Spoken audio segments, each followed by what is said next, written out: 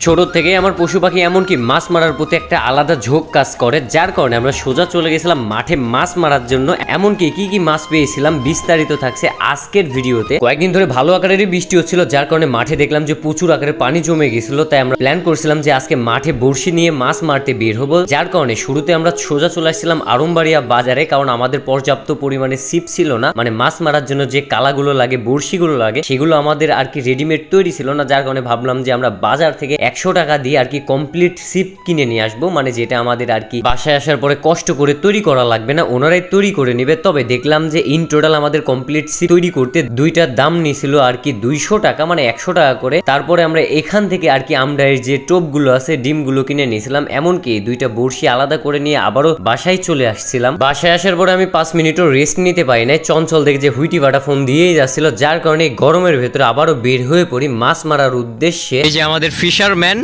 মানে জিহাদ, তো জিহাদেও যাচ্ছে আমাদের সাথে মাছ মারতে। আর এই যে আমরা যে বড়শি দুইটা কিনছিলাম, আদৌ বৌনি করতে পারবো কিনা, মাছ হবি নি দাদা? না হবি নি, কঠিন না। তো দেখা যাক, জিহাদ সকাল থেকে মারছে, বাট এখন আমরা যাইনি। আর ওই যে চঞ্চল দোকানে, ভাই বিশ্বাস করেন মাছ মারার এত নিশা উঠে গেছে চঞ্চলের, মানে আগেই দেখেন ভ্যান মানে রেডি করে রাখছে যে পেছনে, তো খালি যাইতে যতটুক সময়। বাট আমি আজকে লেট করে ফেলছি, মানে 5-6 বার ফোন দেওয়ার পরে কেন আমি আসছি। তো এখন চলে আসলাম আমরা হচ্ছে লালিপাড়াতে। এখান থেকে আমাদের হাঁটা লাগবে 5 থেকে 7 মিনিট, তারপরে পৌঁছাবো আমাদের গন্তব্যস্থান। আজকের আকাশটা কিন্তু মাশাআল্লাহ অনেক সুন্দর। আমরা কিন্তু আগেই যে এই পাশ দিয়ে ছোট ছোট যে নালি আছে, এখানে মাছ মারতাম। তো এখানে মাছ মারা নিষেধ, কারণ এই যে এখানে মাছ ছাড়ছে। সব জায়গায় কিন্তু ছোট ছোট কই, চ্যাং, গাড্ডু মাছ হয়। আর এইগুলো কিন্তু সম্পূর্ণ একটা কুসুর ভুঁয়ের এক সাইডে, মানে ছোট ছোট গাড্ডা, এই গাড্ডাতে আর কি পানি জমে থাকে। এই যে আমাদের সব মৎস্য শিকারী, দেখা যাক কি জিহাদ, মাছ কি হবে? না হবে ইনশাআল্লাহ, দেখা যাক। তুই যে এখন এই যে ওরা এখন সেটআপ দিচ্ছে। আমি মোটামুটি মাছ মারতে পারলেও মাছের যে চারাগুলো আছে, মানে চার যেটা মাছের খাবার বলা হয়, সেগুলো আমি ঠিক মতো গাঁথতে পারি না। মানে পানিতে ফেলাই দিলে আর কি হচ্ছে পড়ে যায় কালা থেকে। যার কারণে জিহাদের সহায়তা নেই, মানে জিহাদকে বলে দিই যে আমার বড়শিতে আর কি টোপগুলো গেঁথে দাও, দেন ও গেঁথে দেয়। ফাইনালি লাইফের ফার্স্ট এই যে এই বছর একটা মাছ পেলাম। আহা চঞ্চল দেখ গাড্ডা কাটলা, এটা হচ্ছে গাড্ডু মাছ। হ্যাঁ, তো এই যে এখান থেকে উঠাইলাম। চঞ্চল রেস ওড়ালে যে জিহাদও পেয়ে গেল একটা, কি দেখি অতর, রে বাবা কি বড় গাড্ডু মাছ। কিন্তু এই যে আমাদের চঞ্চল, কি রে তোর কপালে মাছ টাছ নাই। এটা হচ্ছে আমার সেকেন্ড হিট, মানে সেকেন্ড বারের মতো একটা কই পাইলাম।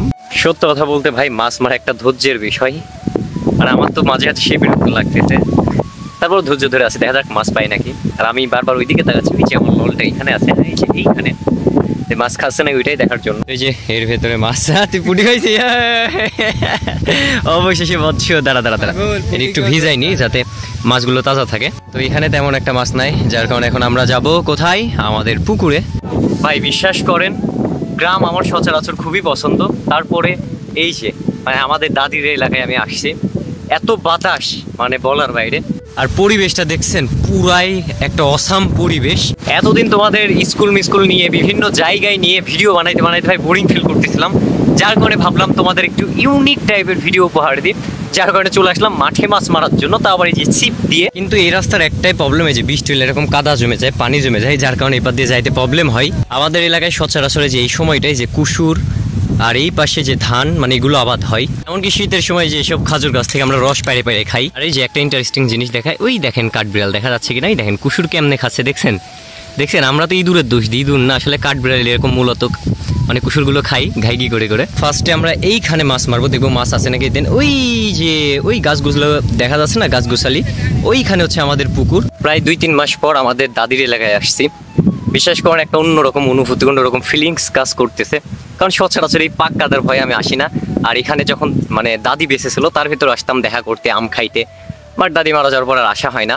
আর চাচারা থাকতো, চাচারা অন্য জায়গায় গিয়ে বাসা করছে, যার কারণে তেমন একটা আসা হয় না। তো আজকে আসলাম 2 মাস পরে মাছ মারার উদ্দেশ্যে।